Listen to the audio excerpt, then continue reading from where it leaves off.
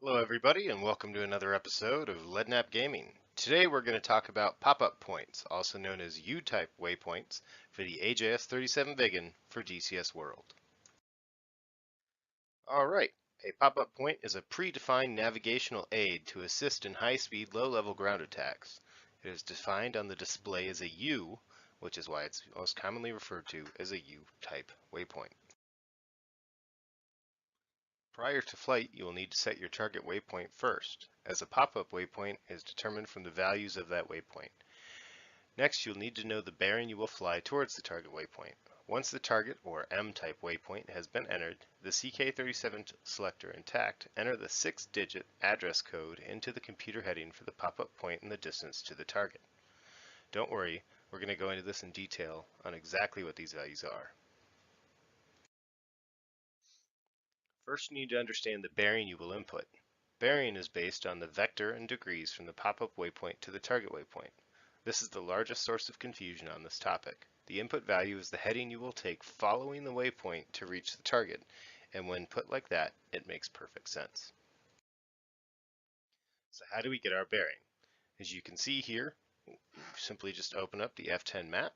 You get the ruler tool, which is located conveniently right next to the distance and bearing, or heading in this case.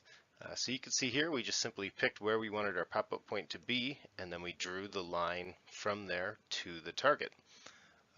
It is important to note that if you're not entirely sure, like you want, like in this case, this is a really short pop-up point, but if you were trying to choose a landmark to aim at or something like that, looking at terrain, do note that you can simply take the ruler and draw it from the target waypoint to where you want it to be.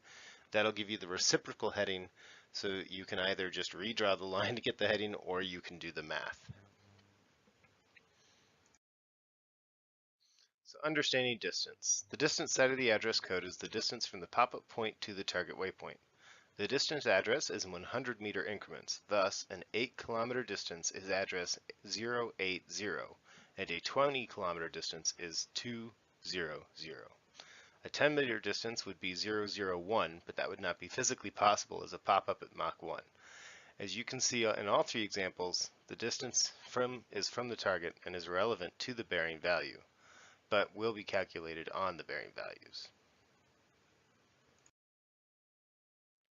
How do we get our distance?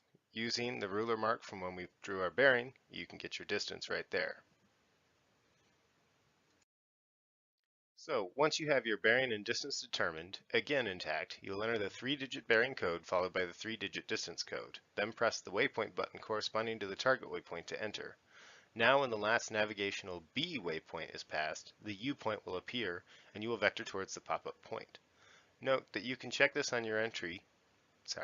You can check this entry on your display by hitting the target waypoint button and in your act pause, which is a good idea to make sure it entered. However, if you press the button again, the M waypoint will appear.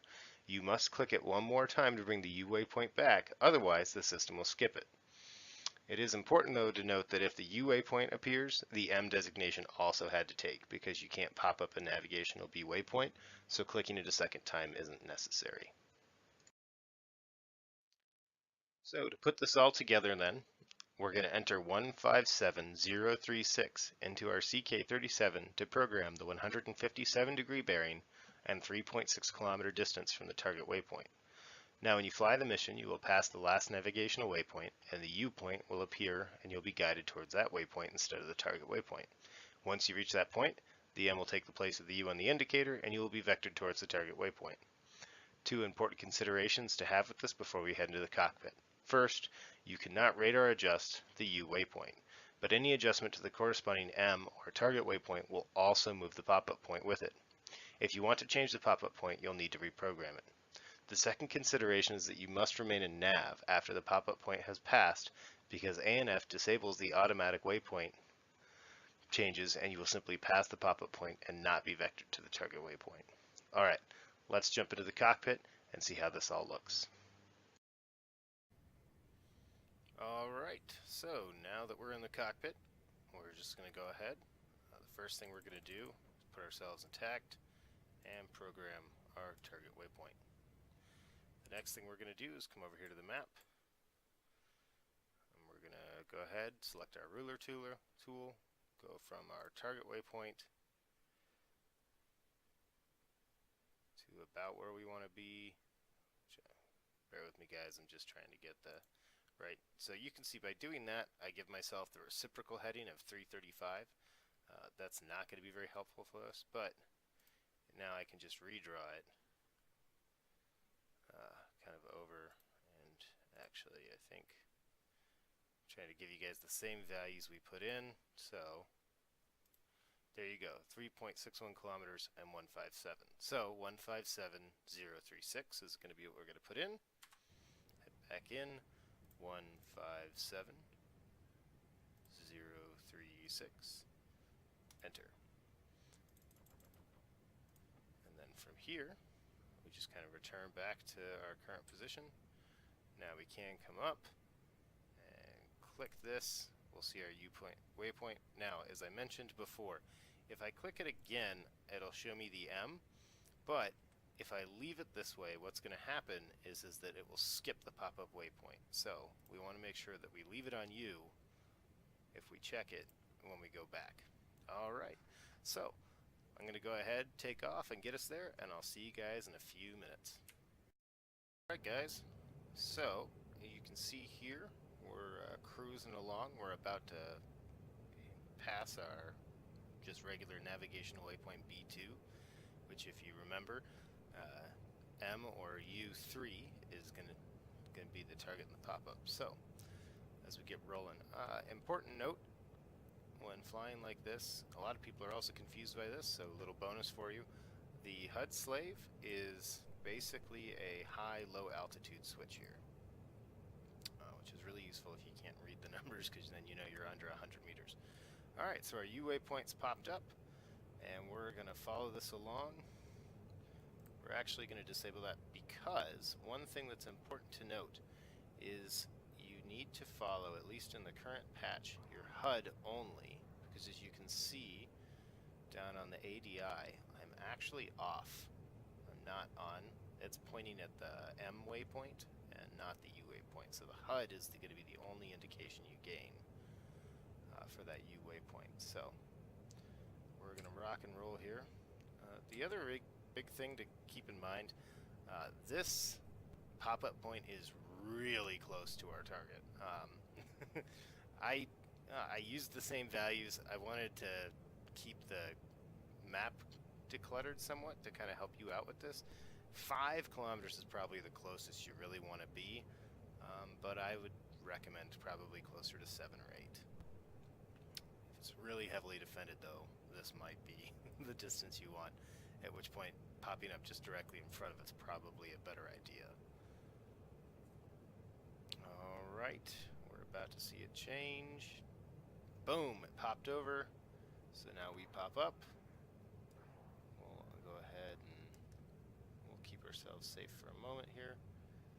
Oh my god, that was not a good. This is not going to be a great approach here. God. This is what happens when you're too close.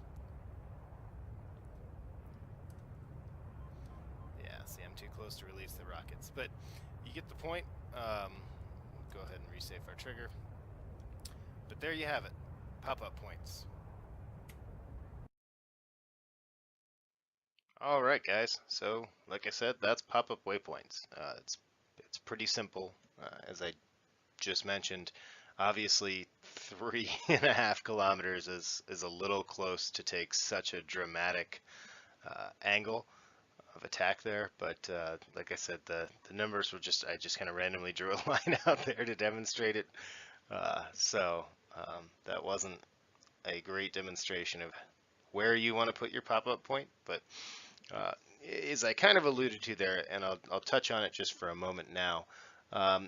You don't have to put your pop-up point to the left or right of the target. You can actually place it in the same, you can even just use your knee pad and get the same heading you're going to have to the target for the target waypoint from the navigational waypoint, and drop that in and just select a pop-up distance.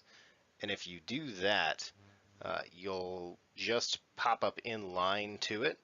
which, especially when you're learning pop-up points, is a great way to do it. It's also helpful if you set your flight plan up so that you're using terrain to mask you. That's a great opportunity to not deviate your flight path. But the rolling side angle like you saw us perform there is useful if it's really heavily defended by anti-aircraft, because as you pop up and you make that arcing turn, it's much harder for non-radar guided cannons to kind of track you.